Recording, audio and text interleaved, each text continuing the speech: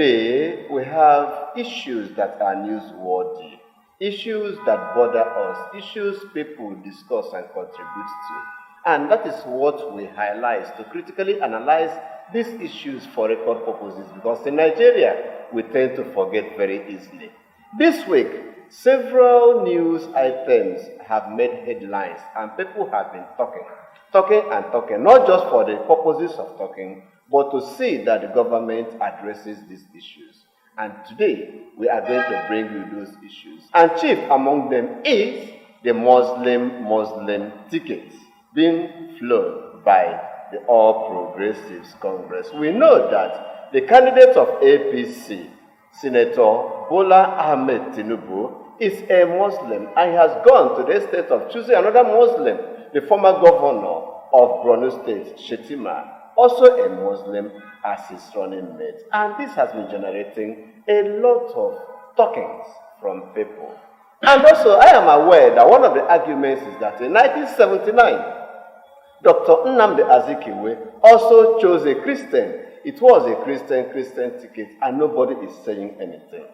I am also aware that in 1993, there was a Muslim ticket between MKO Abiola and Kingibe, Babagana Kingibe as a running mate. And nobody said anything about it. Why is this one different? Gentlemen, I want to know. Thank you, Doc. The truth of the matter is that what we had in 1993 and the political situation of Nigeria today are two different things. Is it not the same Nigeria? It is the same Nigeria, but two different scenarios.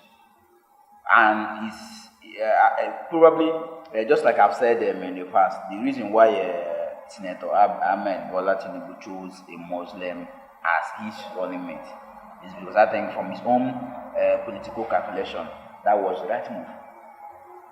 It might not be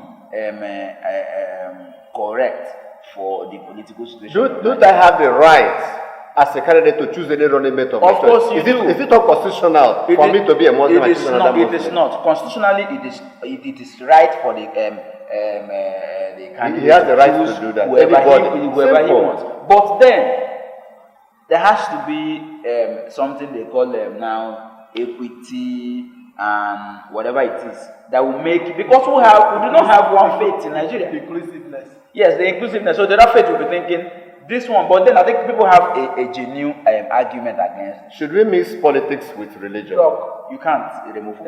Listening to one former APC chieftain, where he cited the relevant sections of the Constitution and said that it's a constitutional issue that you have to balance the candidates. Quoted section 15 of the Constitution, subsection 1, 2, then quoted section 142. Quoted all those sections. He's a lawyer and said that there is constitutional provision for you to choose right as a people from the two different major faiths. Yes, in the country. Now, coming back to the question that or the instances that you gave, 79 and 93. Nigeria has not been as polarized as it is before. In 1999, 79. In 1999, right. an Igbo man contested for House of Assembly election in Kaduna State and won, and nothing happened. The way Nigeria is now, an Igbo man printing a poster to run for House of Assembly in any state of the North. I'm not sure the person will live till the end to witness the election, the way the country is polarized. And remember that to build up to the 2015 election, that a lot of issues happened, a lot of statements that led to this polarization. And coming into power, President Buhari with his utterances also made things worse when he mentioned the 97%, 5% thing. And since then, the country, the division has been there. Now, coming to the candidates that Bola Tinubu chose, when they asked him the reason he chose Senator Kashim Shetima, he said that the major reason he chose him is because he's competent. Now, the question is, the whole of the North, there is no Northern Christian that is competent, that would have run the ticket with him. Is that what Senator Bola Tinubu is telling Nigerians? I said I didn't choose a Muslim, I didn't choose a Christian, I chose a Nigerian. You chose a Nigerian. But in terms of the area of the division that we'll be having in the country, you know that the two major things that comes into play is ethnicity and religion. So I don't know why when Nigeria got to no, just like you said, I listened to this Nollywood actor Kenneth Okonkwo trying to quote the constitution as in why Bola Ahmed Tinubu shouldn't choose a Muslim. But I don't think what he was quoting can actually be accepted. Let's say we are going to the law. Well, I don't know how Nigeria has become so divided along ethnic and religious lines. Because I know that in Sierra Leone, Muslims constitute a greater percentage of the population. And Christians have been ruling. And nobody has said anything about it in Sierra Leone. Doc, if there was any time that a Muslim ticket would have been right politically, it should have been in 2015 when President Buhari was contesting against the sitting president. President Buhari, then General Buhari, we know has a court followership. General Buhari retired then. This time around, when the agitation and the factors that led to the formation of APC, there were signs that APC could upturn. I want to make. Let me just complete. As at that time, what President Buhari needed was somebody who has strong followership from the south that would be his running mate. And Bola Tinubu, you recall, was the best choice if you had to look at the credibility and capacity. But because of Muslim, President Buhari rejected that he was not going to use a Muslim. Not minding the uphill task that he was facing there to win the incumbent president. I think that's the same reason why Bola Ahmed Tinubu have now decided to now choose a northern Muslim. You know why? President Buhari then was trying to normalize the fact that he was not using a Muslim to contest, right? But now Ahmed Tinubu is now looking at where he will now get the vote. And where he will get the vote is in up north. Well, by using a Kanuri man, it's not even a Fulani man. The Kanuris, when you talk about north, the northern votes come from the three states from the north: Kanu, Katsina, and the Kaduna. Could it be the outcry that led to the postponement of the unveiling of Shetima? Because APC has postponed the much touted unveiling of Shetima as the vice presidential candidate. Could it be that? Do we expect a change? For me, APC, you know that before now, almost every of the events, there is always postponement. The convention that led to the election of the current National Working Committee, they kept postponing it till it later held. The presidential primaries was postponed, I think, twice before it held. So this one for me didn't come as a surprise, though not giving anything away from the outcry. I don't think the outcry is going to change anything, because even if they change Shetima, yeah, I read a particular report this morning that was talking about his consideration of Aerofy. And I'm saying moving from Shetima to an Aerofy is just like moving from Hairfire to another, maybe something that is double of the Hairfire. So, but PDP has gone to court asking INEC not to accept or to disqualify, I don't know the language they use, anybody they are bringing as a substitution. Could it be reason? No, I think PDP is trying to act like they are actually an opposition. But for me, that doesn't hold any water. Okay. Because constitutionally, like an opposition who just want to say something when some people are expecting them to say something. But factually, I don't think the constitution and the electoral law has a place for withdrawal and replacement. So the thing is, once the vice presidential candidate on his own says that he's withdrawing. Because we are told that they actually signed a form, withdrawal form, even before they were nominated in the first place. Whether they signed or not, he put his signature to a letter saying that he wants to withdraw from that. The party is at liberty to change and put some other. Because INEC, it must be a joint ticket now, so there is no way INEC will now compare the standard bearer to run on standalone. All right. Beyond politics, this week, Buhari spoke out, telling the Academic Staff Union of Nigerian Universities that it is enough.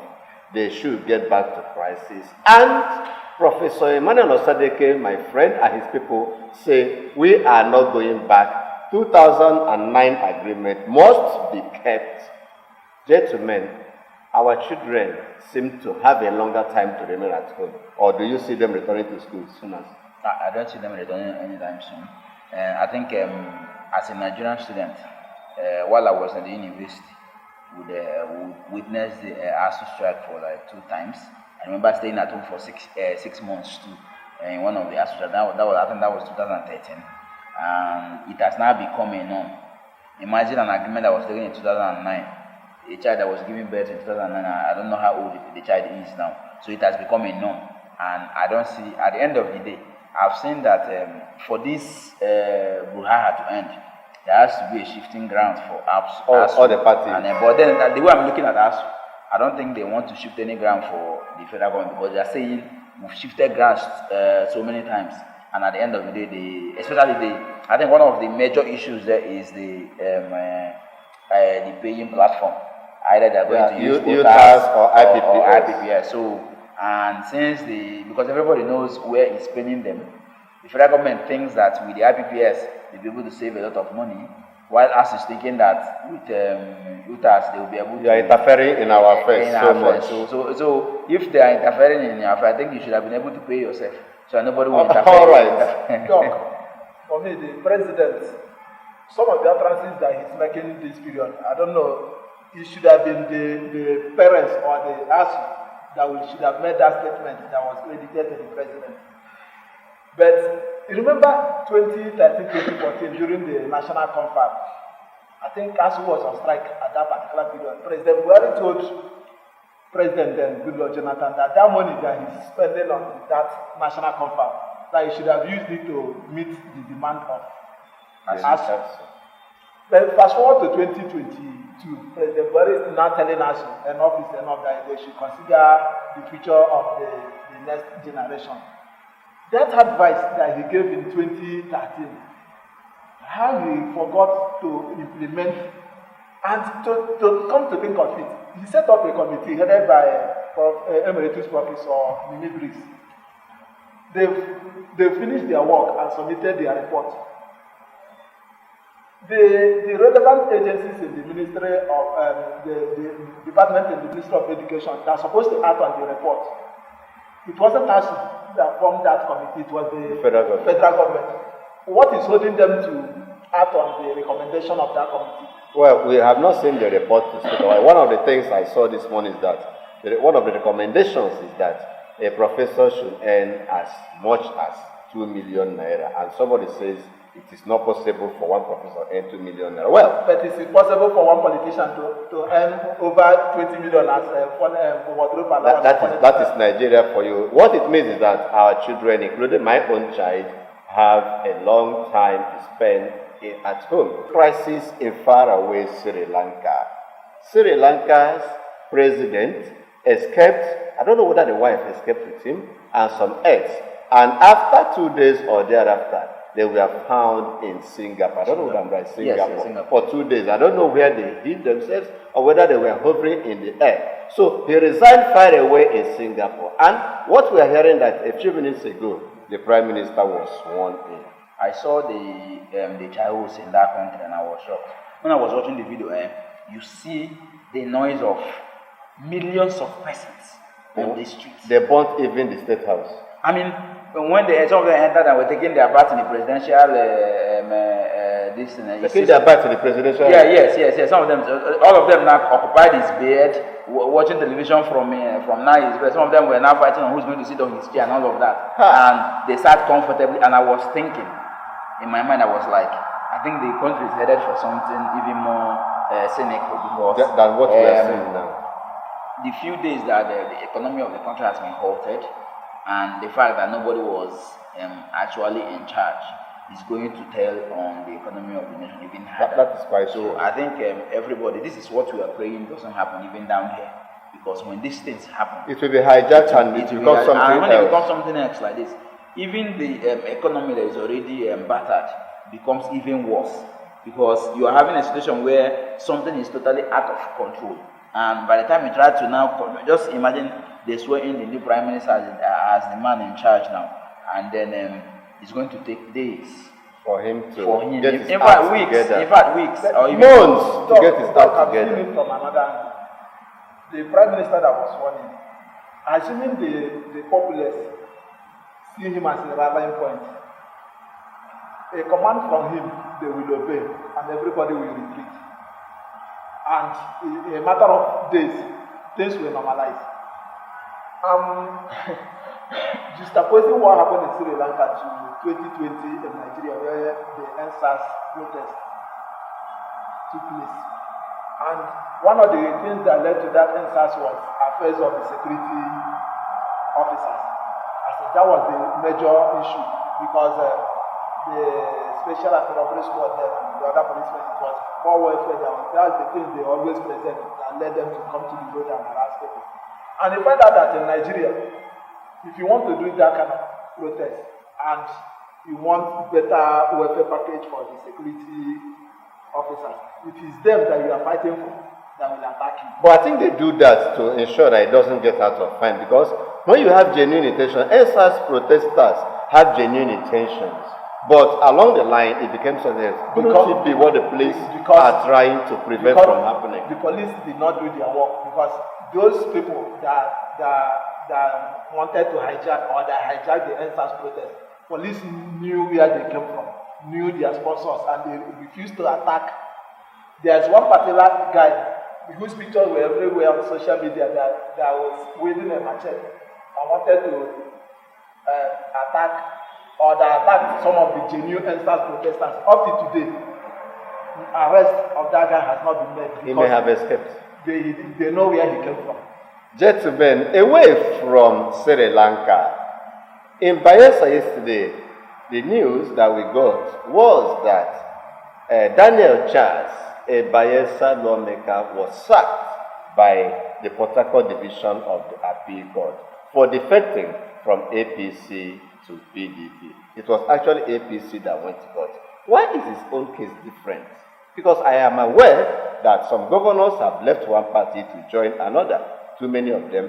So many senators, as we speak, have joined either from APC to PDP, PDP to APC, and nothing happened. Why is Daniel Charles' own case different? Daniel, I'm asking you. I think the Constitution and the Electoral Act made something as, I think, one of the basic principles for which a House member or some sort should defect should be when there is a division in his party. So if there is crisis in your party, you can defect, citing that division. So I'm thinking that in his own case, there is no crisis in his Bayelsa chapter of the party. There's no crisis in the state chapter of the party. There's no crisis in the national chapter of the party. So I wouldn't know if that's the case because I've not actually checked their names very well. But I think that's basically the genuine basis from which the court would okay. So I think whatever the reasons are for the court to sack the former lawmaker now, I think the solution to this is the lawmakers themselves passing it as a law, no matter what, that you should not leave the party to another party. You remember what happened in the election that brought Joe Biden as president of the US. Many Republicans fell out with Trump. Even while they fell out with Trump, none of them left the Republican Party to the Democrats. They remained there, but they worked against it. Until we get into that point where I'm not happy with what you are doing, I will not support you, but I'm not leaving the party. That's when we know that we started democracy. Because what happened to that man now, whatever reason, because court is based on the evidences that was presented. Maybe such thing might happen in another state. The lawyer that will handle it for that particular party will not present the fact that this particular lawyer that handled this case for APC presented, and they will lose the case. All right. The last has not been heard about the Kuje prisons break, where dreaded Boko Haram insurgents that escaped have been recaptured. Where there was also this fake news that Wadume and Osinachi's husband escaped, and the information is that they didn't escape; they're actually there. Now that over 400 of those escapees have been recaptured, does not portend good news that the police are working. Out of the 421 people that have been captured, how many of the Boko Haram terrorists are among them? Well, they've not been profiled. We're not yet sure. They know what does it take to provide them, because the pictures of the Boko Haram terrorists that escaped, I think they published them. So if any of them were among those captured, I saw. Shall we applaud the police now? I saw. I don't think should we applaud them. I think the security agents need to do a lot. We can't applaud them for doing little or nothing. Some of the people that escaped in quotes ran away for their life. Not that they, for me, not that they wanted to. When everybody is camping for safety, everybody have to run away, whatever. Because if you die, did you listen to the man Arise who was talking? He said he's an alleged negotiator for the terrorists that kidnapped the Kaduna train victims. Said he was negotiating for those Boko Haram guys in exchange for okay. their members. Yes, and the man was talking about how much the few Kaduna train mishap guys that were released, how much that people paid. That some person paid 800 million.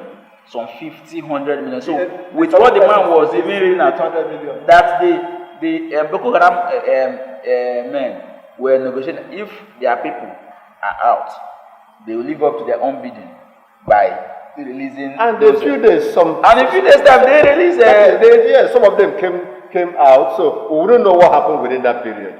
The seven people that were released that time, the Kaduna kidnapped victims. Yes. One is a foreigner. The foreigner paid 200 million, while the Nigerians paid 100 million each. So the seven of them paid 800 million to secure their release.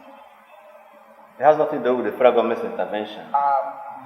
That I can't say. Well, we don't know. Well, gentlemen and ladies, yesterday something very shocking was discovered in the home, compound or house, whatever you call it, of an unnamed, unknown big man, high-profile individual. And what was it? Hundreds of PVCs, permanent voter cards, buried in the home of a high-profile individual. Wouldn't that be shocking to anybody that heard it? It is not shocking. No, I think that it's just maybe it's a script. Because right now, if the new electoral act amendments comes into play, you having other people's PVC might just be immaterial, because everybody will have to show their face before their vote and their PVCs are used. So I wouldn't know why somebody would store people's PVCs underground or whatever. That was used for 2019 election, and they didn't return it. That's what it means. Where did they get them from? That is the question. From INEC, or they collected from people? That is an unanswered question. It's a connivance between INEC and the politicians. You know why? Because people register and go to INEC offices to collect, and they couldn't find them. And they say you can find. I remember that in my local community here now, in my village, what INEC did was a particular chieftain goes to INEC, and INEC, which is not even supposed to be the case, INEC packs all the voters card for my community and gives to this man.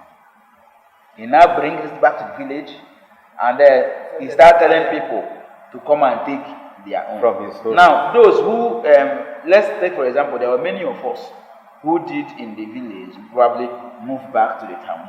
We were not there to collect our own. Our mothers are more or less illiterate, who can't even identify our own unless they see our face clearly on it. So they go to that place, find their own, and they leave. So at the end of the day, this man is having thousands of the PVC reserved for the area. And on the day of election, they now come, bring those PVCs, so many, because they now want it on print. So they are using each of the PVCs to now use the detail to compromise the process. At the end of the day, by the time you have 100 votes, they are now inflating the vote to 500 votes for that particular polling. INEC is threatening fire and brimstone through Festus Okoye, the mouthpiece of INEC. Does one expect anything to come out of it? Why didn't they make the name of the person known in the first place? He has become an unknown person. Because that place where that thing was. If it were in my house, I would be exposed immediately. It's somebody's compound or office or wherever. They should have made known. That will make us to take them seriously that they are up to something.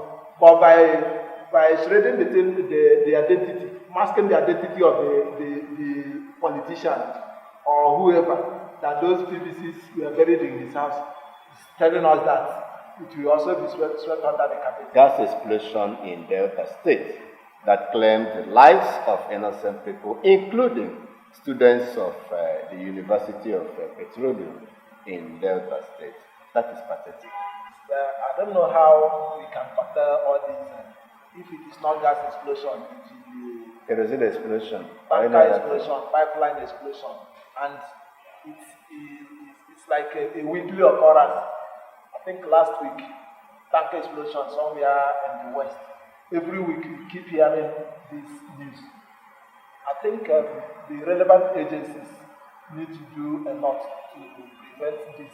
And the company quickly issued a statement that nobody died. Immediately it happened, no investigation, they quickly ran to the press to issue a statement. A few hours or a day later, 10 people were discovered to have died, including students. Wasn't that very insensitive of that company? I think they were trying to do the PR job perfectly, to maybe probably to down the tension.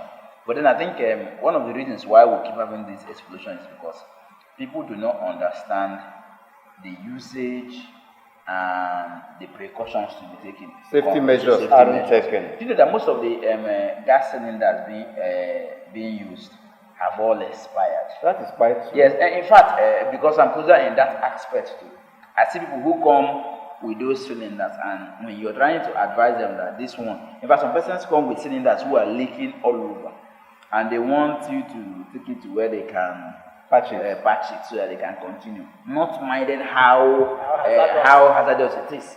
The attendant risk.